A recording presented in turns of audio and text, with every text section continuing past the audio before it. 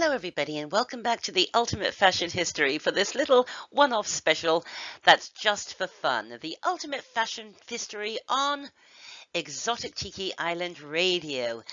Last week, Tiki Bryan, the host of Exotic Tiki Island Radio, one of my favorite online radio stations, took my Ultimate Fashion History episode Fashion and the Tiki Craze and brilliantly turned it into a radio segment full of fabulous vintage tiki and exotica and calypso music that corresponded with what I was saying. He did a fantastic job of this, and I've had quite a few requests from Ultimate Fashion History group members who missed the show to upload it so they can hear it. So just for fun, this is purely audio and it's a lot of fun. So I hope you enjoy it, and I will leave the link to Brian's fantastic escapist and totally cool radio station in the description link. Enjoy! Aloha everyone, and welcome back to the Ultimate Fashion History for this episode in our series Speaking of Fashion. In Speaking of Fashion, we pick up the flotsam, jetsam and ephemera of fashion history. And this time around, I'm really excited because we're going to be looking at a subject that's very close to my heart: fashion and the Tiki craze. And to borrow a little radio jargon, this one goes out to Tiki Bryan, host of the popular radio show Exotic Tiki Island. I'll tell you more about ETI Radio later in the video, but this is what I listen to when I put our UFH videos together. It's so relaxing.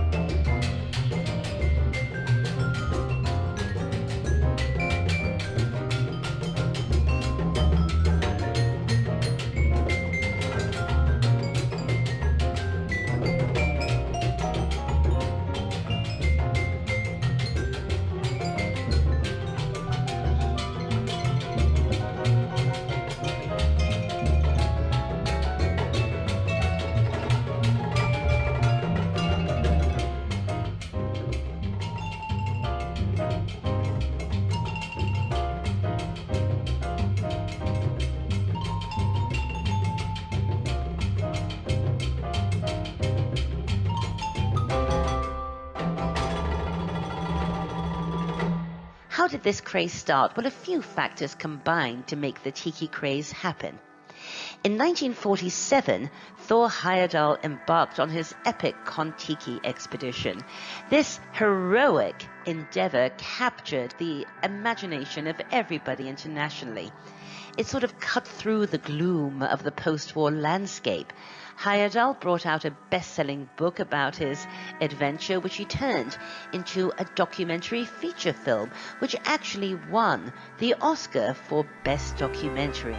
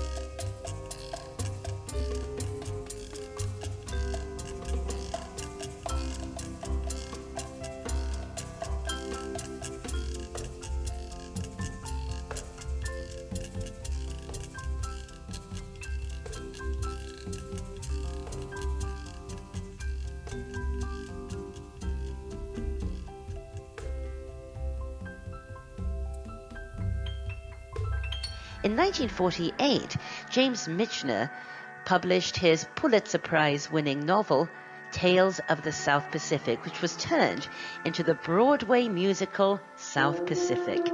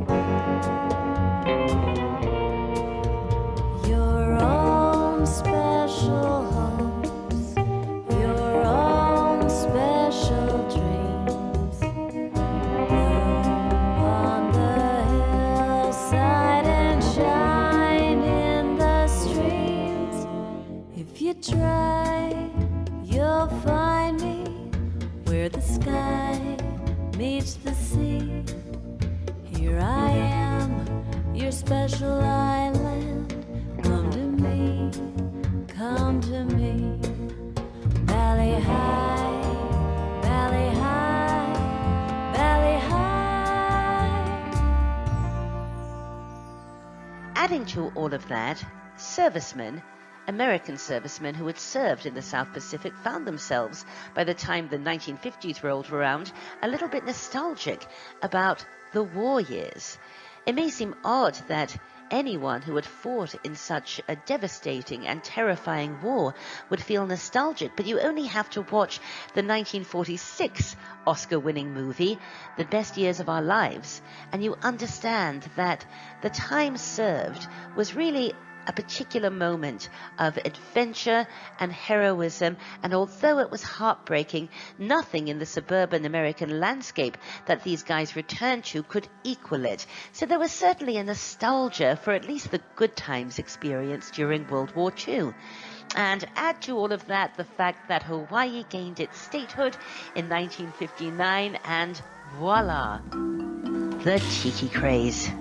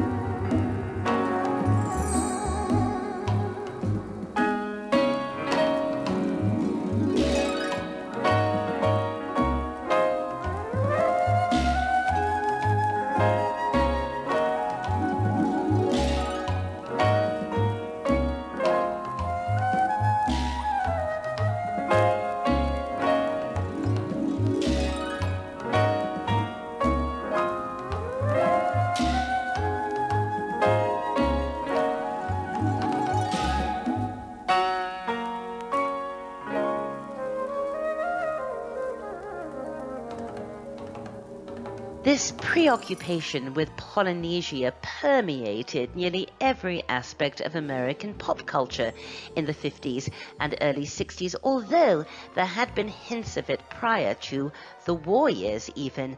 Trader Vic's and Don the Beachcomber were operating in the pre-war era, and they were sort of the big kahunas. They were at the vanguard of the Tiki movement that was to come.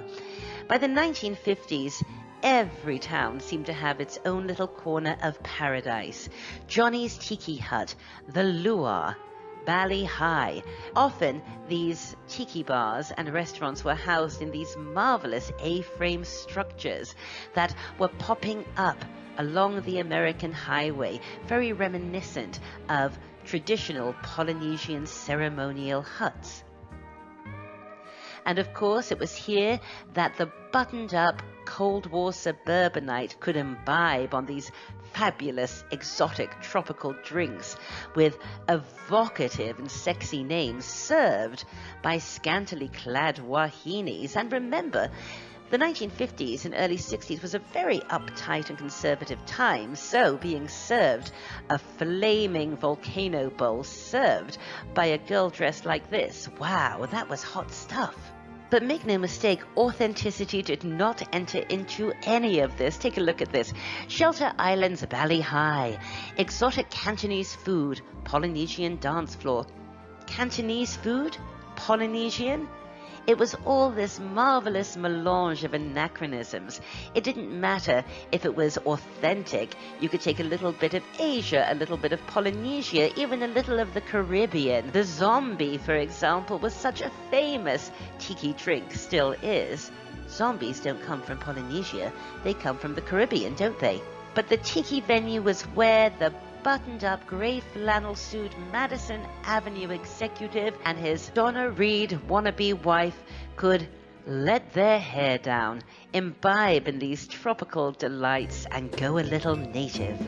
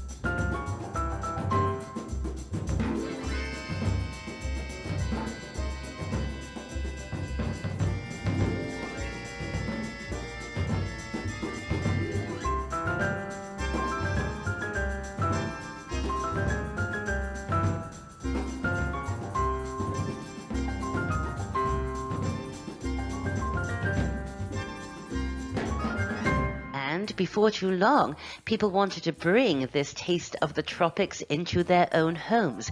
So we see a slew of homeware, tiki mugs, hula glasses, chalkware hula heads. Every home had a little element of tropical fun. And it parlayed into music as well.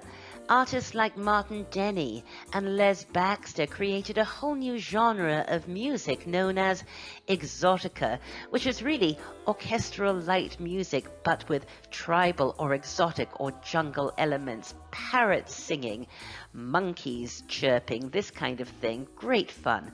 It's the kind of music I listen to all the time and the kind of music that Tiki Bryan plays on the wonderful Tiki Island Radio. In movies as well, of course. South Pacific, the movie version of the Broadway musical, is probably the most quintessential of Tiki movies, but up there, Blue Hawaii with Elvis Presley. Of course, From Here to Eternity was set in Hawaii, and I would argue that Mutiny on the Bounty also spoke a little to the tiki craze. Where were Captain Bligh and Fletcher Christian off to? Well, they were going to Tahiti, weren't they, on their famous breadfruit run. Of course, these are all big box office famous movies, but you can find tiki everywhere if you know where to look for it, even in B movies like this, Hell's Half Acre, which is a very good film noir actually. This is set in Honolulu.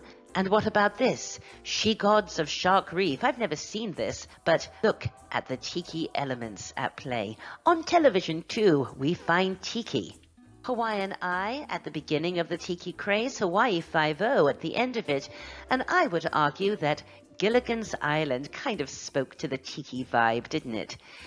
Tiki was everywhere, on greeting cards, in advertising. It's the era of the enchanted tiki room. In the jungle room, Elvis had a tiki bar. It's no wonder that this was the era of the hula hoop.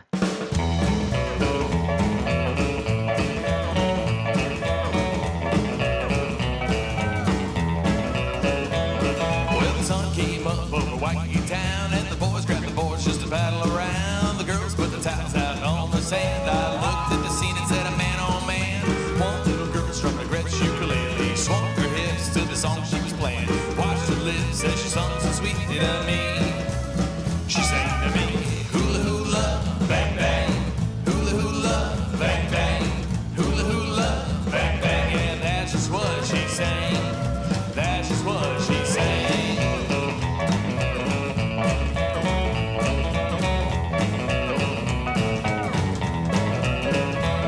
Well, Holly Lonnie is up the road. Yeah, look me up at the Advocate board. I play ukulele from 6 to 9. I'll sing you a song if you got the time. Here I am as the sun goes down. Me and the girl laying on the ground underneath the Kiawe tree till dawn. She sang to me, hula hula, bang bang, hula hula, bang bang, hula hula, bang bang, and that's just what she sang. That's just what she sang.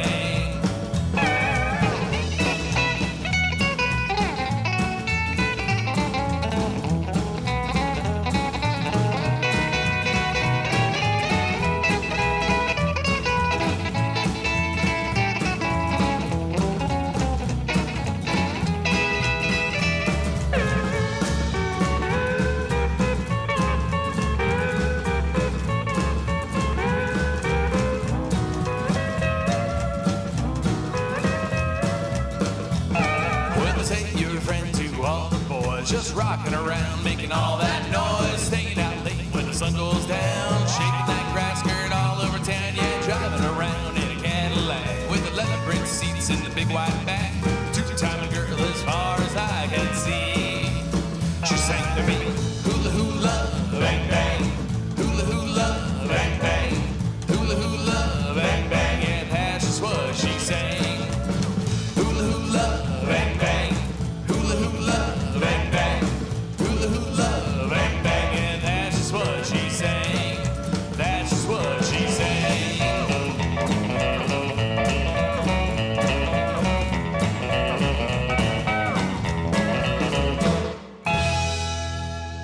Those of you who watch the UFH regularly will have heard me say many times that fashion is not an island, it's a response. And of course fashion was going to respond to the tiki craze. No surprise, we see a lot of Polynesian prints or just big tropical prints, palm leaves and hibiscus and things like that. But structurally, the garment that first appeared in the 1950s and continued until the early 1960s that best marks the tiki craze is, of course, the sarong dress. This one is by Alfred Shaheen, which we'll talk about a little later.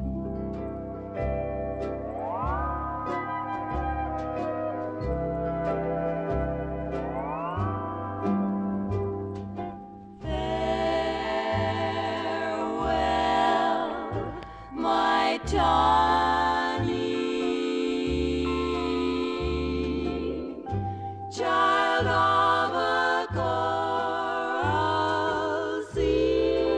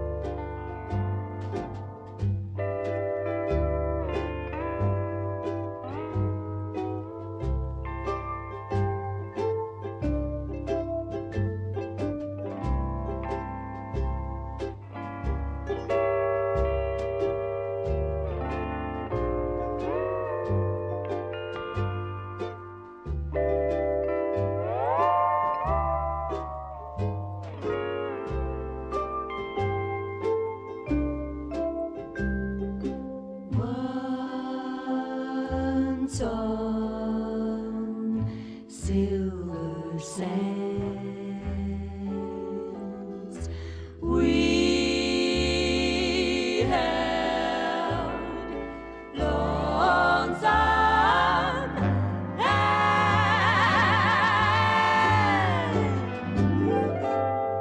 and that's why my Tawny, I cried, come back to me. Come back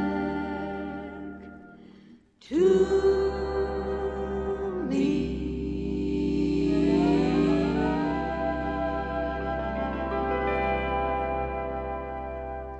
In beauty and cosmetics too, I love this.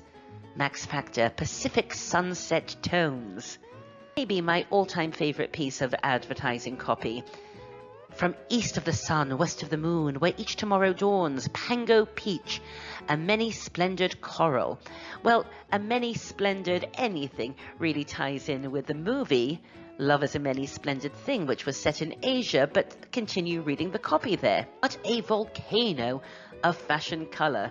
Volcanoes we associate with Polynesia and Indonesia, so you see it is all just this marvelous mix of everything. Of course, the Tiki craze also impacted menswear, most notably with the Aloha shirt. Now, the history of the Aloha shirt is a UFH video unto itself, but here are the basics. The first Aloha shirts actually started appearing in the pre-war era, and the first allegedly was made by this gentleman, Ellery J. Chun.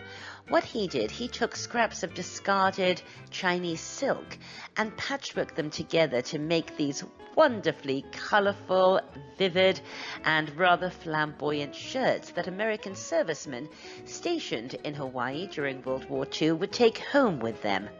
Then Musashi Shoten did something a little bit different. He took Japanese kimono fabric and created his own shirts. Now, these were terribly popular during World War II.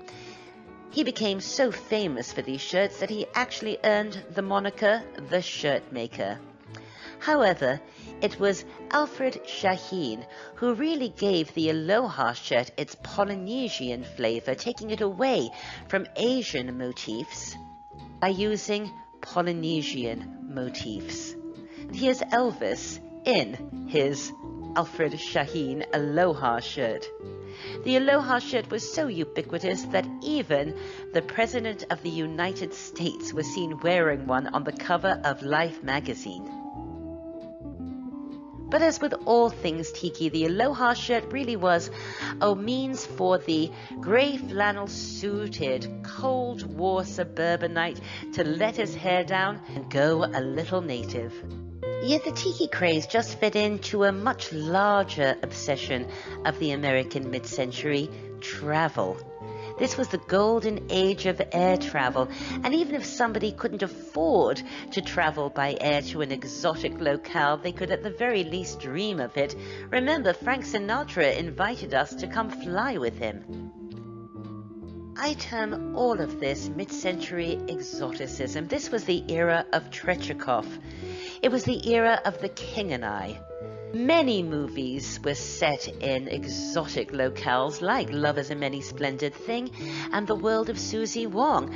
Both of these movies actually spawning another fashion fad of the era.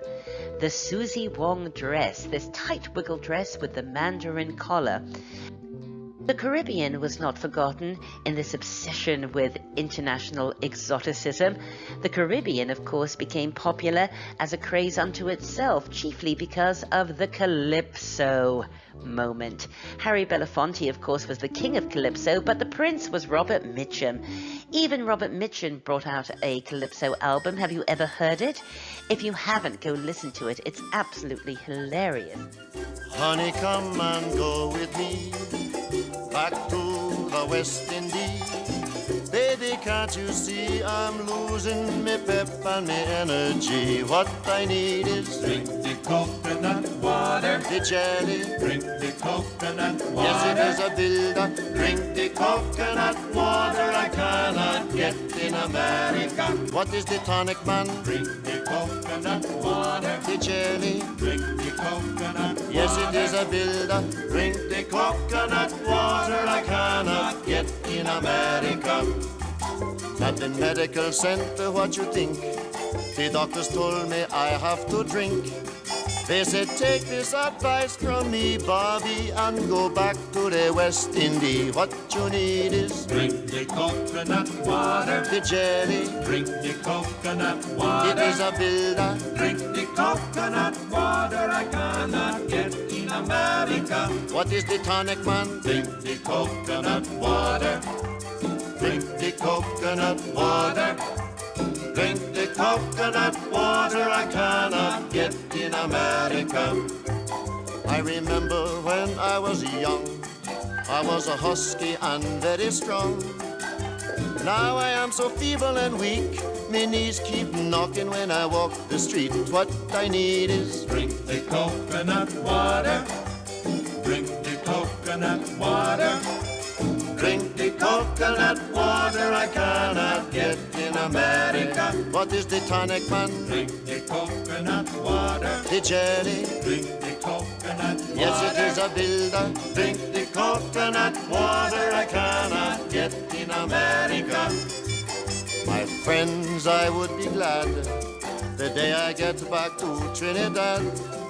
I know my people would be glad to see me like a monkey climbing up the coconut tree. What I need is Drink the coconut water. the jelly. Drink the coconut water. Yes, it is a builder. Drink the coconut water I cannot get in America. What is the tonic, man? Drink the coconut water. The jelly. Drink the coconut water. Yes, it is a builder. Drink the coconut water I cannot get in America.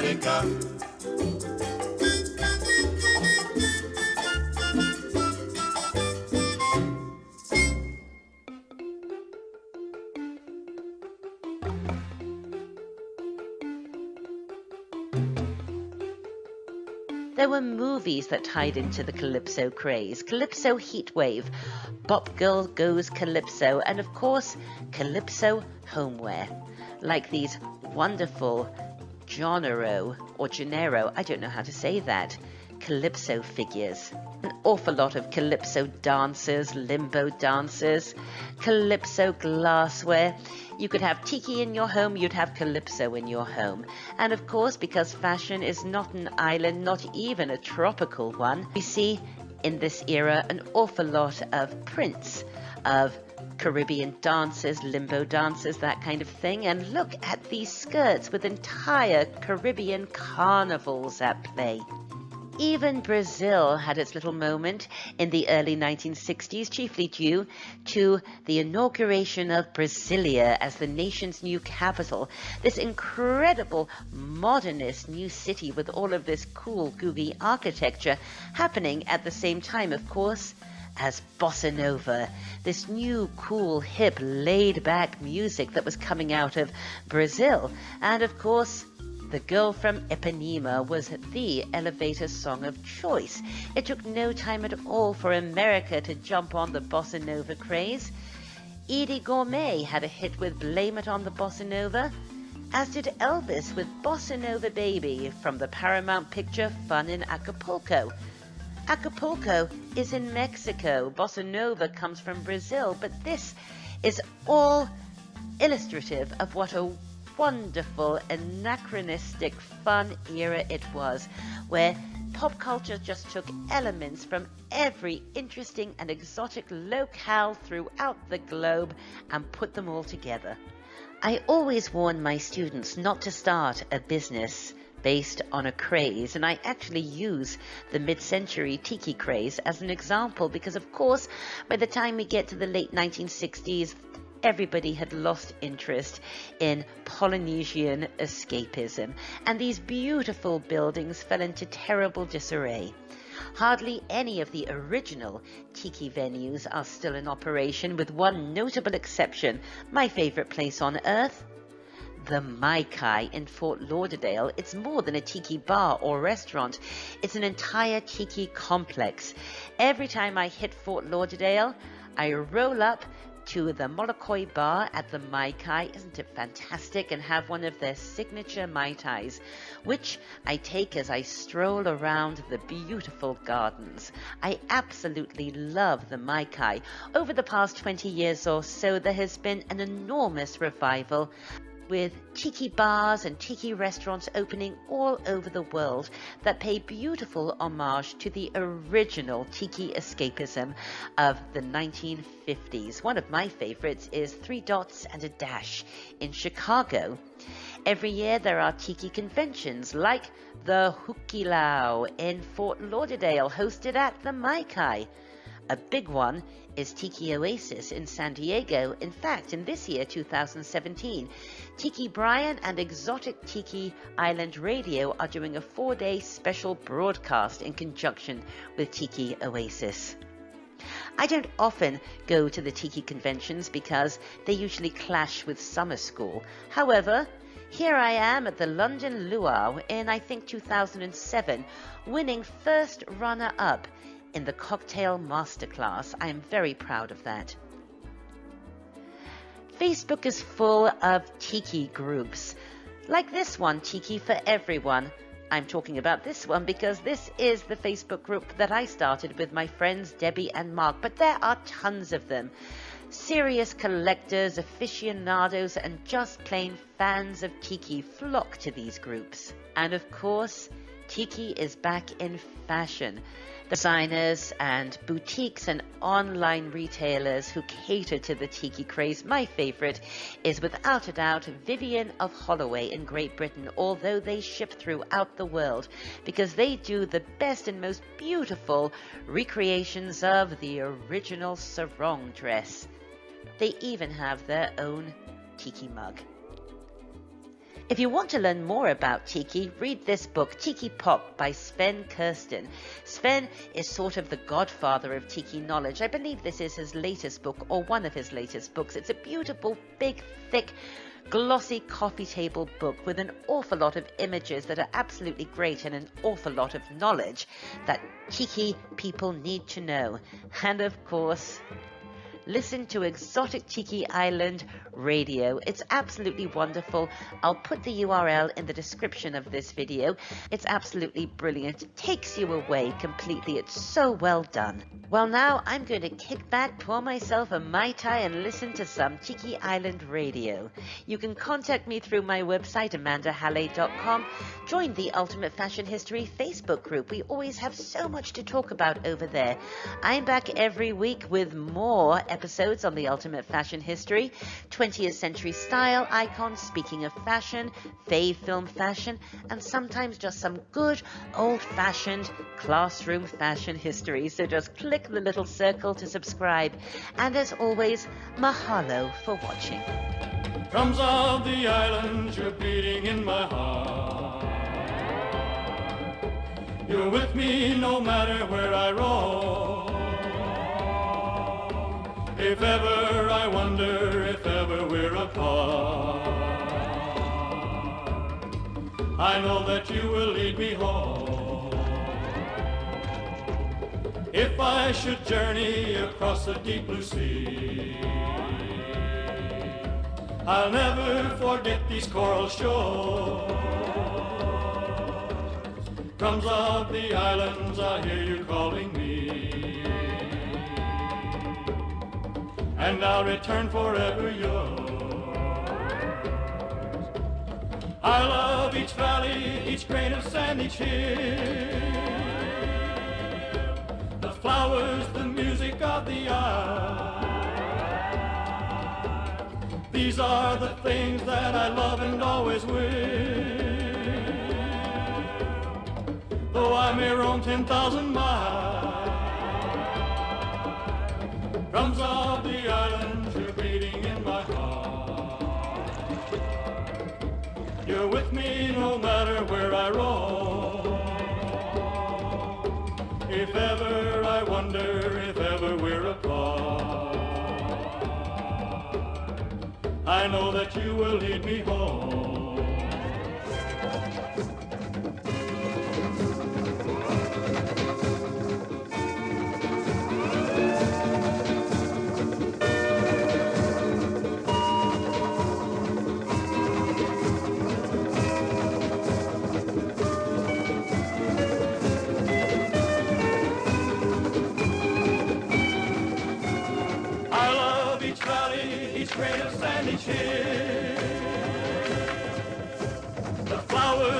music of the isle. These are the things that I love and always will. Though I may roam 10,000 miles. Drums of the islands, you're beating in my heart. You're with me no matter where I roam. If ever I wonder, if ever we're apart, I know that you will lead me home.